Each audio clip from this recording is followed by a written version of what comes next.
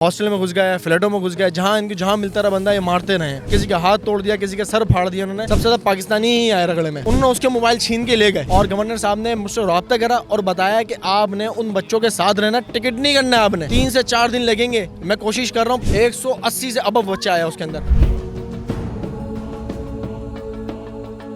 अस्सलाम वालेकुम नाज़रीन, कुछ तो के साथ मैं मिर्ज़ा सुबान बेग। किर्गिस्तान के हालात, मामलात, वहाँ होने वाला तसादुम, वहाँ होने वाले झगड़े, ये सारी चीज़ें सोशल मीडिया की जीनत बनी रही हैं। पाकिस्तान के तलबा एक बड़ी तादाद में किर्गिस्तान में मौजूद थे जिन्हें वापस आने में दुश्वारी का सामना था। एक ऐसे तालिब इल्म से आज आपकी मुलाकात करवाने लगे हैं जो ख़ुद भी वहाँ पढ़ रहे हैं और ख़ुद भी पाकिस्तान तक पहुँचे, लेकिन अकेले नहीं आए बल्कि पाकिस्तान के जो दीगर तलबा थे, जो दीगर स्टूडेंट्स हैं, उनको लाने के लिए भी बेमिसाल और बेशुमार खदमात आपने अंजाम दी। सारी दास्तान आपसे सुनेंगे कि मामला शुरू कहां से हुए थे, पाकिस्तान आने में आपको किन दुश्वारियों का सामना था, जब वहां से वापस आए और वापस यहां पर पहुंचे उस वक्त क्या फीलिंग थी, क्योंकि इतने बुरे हालात, कैसा लगा, कैसा फील किया?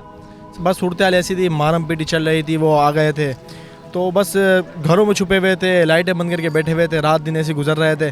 लेकिन जो सूरत हाल बनी है आपके सामने अभी बैठे हुए माशाल्लाह अल्हम्दुलिल्लाह, और यहाँ पर हैं। और गवर्नर साहब के लिए हम शुक्रिया अदा करना चाहेंगे जो उन्होंने सेल बनाया। एडीसी साहब राब्ते में रहे, मुदस्सिर साहब राब्ते में रहे, पूरा सेल बनाया, सेल फॉरेन मिनिस्ट्री से राब्ता करवाया। आखिर हुआ क्या था? क्योंकि लोग पहले से रह रहे हैं, तलबा वहाँ पे जाते रहे, पढ़ते रहे, लेकिन ये अचानक ऐसा क्या हुआ कि लोकल्स जान के दुश्मन हो गए वहाँ पे गैर मुल्कियों के? सर जान के दुश्मन ऐसे हो गए थे, कुछ इजिप्शियंस थे, उनके फाइट हुई थी इनके लोकल्स के साथ। अच्छा, वो वीडियो जो बनाई थी पाकिस्तानियों ने बना ली थी ऊपर से, हॉस्टल से। वो वीडियो बना के उन्होंने वायरल कर दी और वहाँ पर उसके और सबटाइटल जो इनके न्यूज़ वगैरह में इनके सोशल मीडिया पर चले वो ये चले कि फॉरेनर्स आके हम पर हमला कर रहे हैं और हम पर आके ये लोग हुक्म निगरानी कर रहे हैं। मिसाल पर लोकल्स यहाँ पर फॉरेनर्स पढ़ भी रहे हैं और काम वर्क भी कर रहे हैं। इस वजह से लोग सारे फॉरेनर्स को, पाकिस्तानी हो, इंडियन हो, बांग्लादेशी हो, सब पर उन्होंने हमवार हो गए थे। को मारा है, सबको मारना शुरू कर दिया था। हॉस्टल में घुस गया, फ्लैटों में घुस गया, जहाँ मिलता रहा बंदा ये मारते रहे। जिस तरह जो हो सके इन्होंने मारने की कोशिश करी है। लड़कियों के कमरे तक गए और लड़कों को मारने तक के बहुत ज्यादा जख्मी करा। किसी का हाथ तोड़ दिया, किसी का सर फाड़ दिया उन्होंने। ऐसी वीडियोस हमारे साथ मौसूल हुई थी। सबसे ज्यादा पाकिस्तानी बाहर रह रहे होते हैं फ्लैटों वगैरह पे, इंडियन और बांग्लादेशी तो फ्लैट में रह रहे हो, वहाँ पर हॉस्टल में रह रहे होते हैं, तो फ्लैट्स पे यही ज्यादा रह रहे होते हैं। सबसे ज्यादा पाकिस्तानी ही आए रगड़े में। हमारा जो मेन कैंपस है वो हमारा बिश्किक के अंदर, मेन कैंपस के अंदर चले गए थे ये। वहाँ पर एक बच्चे को पकड़ लिया। वहाँ पर ये 8 फ्लोर तक लड़कियों का ऊपर है, तो जाल वगैरह लगा तो वहाँ ये पहुँच नहीं सके।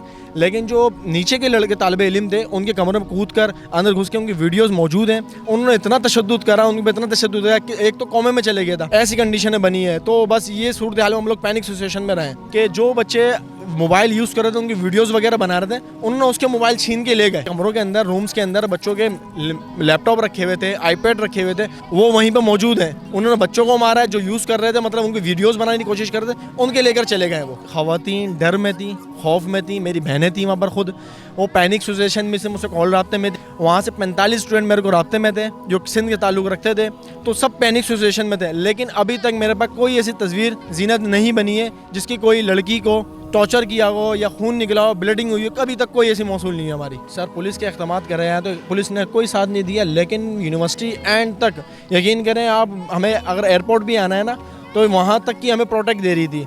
हमारे टीचर्स खड़े हुए थे। हमारी एक पार्लियामेंट पाकिस्तान की यूनिवर्सिटी की यूनियन बनी हुई है एक तरह से, वो यूनियन खड़ी हुई थी, साथ में 40 गार्ड्स हमारे साथ खड़े हुए थे।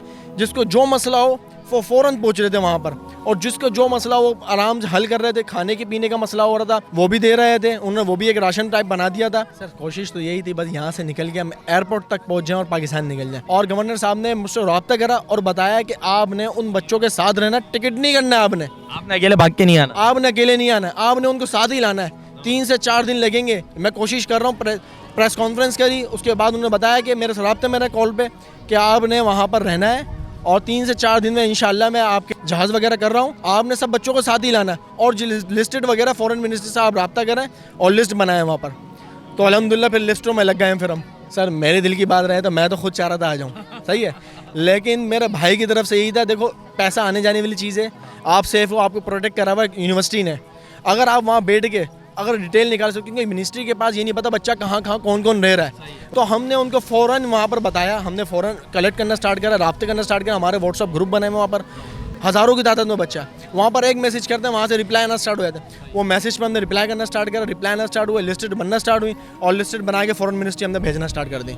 जैद की लिस्ट के मुताबिक कितना बच्चा आया होगा पाकिस्तान वहाँ पे? सर पहली लिस्ट आई थी, पहली लिस्ट मैंने दी थी मुराद अली शाह साहब की तरफ, तो वहाँ से जो बच्चा आया था कम से कम मेरी लिस्ट के मुताबिक 23 बच्चा आया था उस टाइम पे, क्योंकि मेरे को दूसरी फ्लाइट का पता नहीं लग रहा था, मैं उसमें खुद भी आ सकता था, लेकिन खुद नहीं आया हूँ मैं 103 बच्चों की लिस्ट बना के बैठा हुआ था। जब मैं 45 बच्चों की बनाई थी, जब मैंने दोबारा चेकिंग करी तो मेरे को 103 बच्चों पे चला गया था, जो कि सिंध के बच्चे थे वो। तो वो सारे आ गए आप? अल्हम्दुलिल्लाह 25 मई को तमाम बच्चों को यहाँ पर लाया गया है, जो गवर्नर साहब की तरफ से करा गया था जहाज़, वो वापसी आया यहाँ पर, और ख़ुद समझे हमारे इस्तकबाल के लिए गवर्नर साहब खड़े हुए थे, शर्जील मेमन साहब खड़े हुए थे।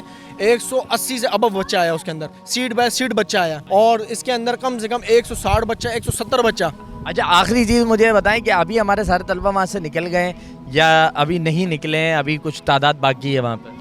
अभी तक मेरा 60 लिस्ट है, अभी बिल्कुल अभी बना के मैं बैठा हूँ और मैं भेज चुका हूँ 60 बच्चों की लिस्ट? 60 बच्चों की दोबारा भेज चुका हूँ, जो पंजाब से ताल्लुक़ रखते हैं, कोयटा से ताल्लुक़ रखते हैं, केपीके से ताल्लुक़ रखते हैं, उनकी लिस्ट में भेज चुका हूँ। बाकी अगर सिंध के बच्चे आते हैं मैं पहली फुर्सत में उनकी भी भेजता हूँ। कोशिश ये है लाहौर की या कराची की जो भी फ्लाइट अरेंज होती है उसमें उनको भी बच्चों को भी लाया जाए। एजुकेशन कंटिन्यू, आज भी मेरी 4 क्लासें हुई हैं, कल भी मेरी 3 क्लासें थी। ऑनलाइन क्लासें हो रही हैं, जैसे उनकी क्लासों का शेड्यूल था वही शेड्यूल चल रहा है, ऑनलाइन हमारी क्लासें ले रही हैं। यहाँ तक कि हम एयरपोर्ट पे भी थे ना, एयरपोर्ट पे भी हमने 2 क्लासें ली हैं, एयरपोर्ट पे भी हमारी 2 क्लास, क्योंकि वहाँ पर क्लास के लिए बहुत ही उनका टफ सिस्टम है। क्लास नहीं लेते उनका एब्सेंट सिस्टम है, एब्सेंट सिस्टम के अलावा फिर हमने बहुत लंबे प्रोसेस में चले जाते, एक बहुत लंबा प्रोसेस है वो, तो उसके प्रोसेस में नहीं फंसना चाहते हम लोग। क्लासें हमारी अभी चल रही हैं और कोशिश यही है कि सितंबर या अगस्त में वापसी में बुलाया जाए।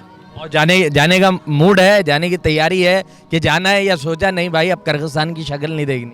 सर कोशिश तो यही है दोबारा जाएँ हम, डिग्री पूरी करें। डिग्री पूरी, सबसे पहली बात है हम डिग्री पूरी करें। जो DDS की डिग्री हमने वहाँ पूरी करनी है, 2 साल हमारे मुकम्मल हो चुके हैं, बस 3 साल हैं वो भी हमने पूरे करने हैं सर।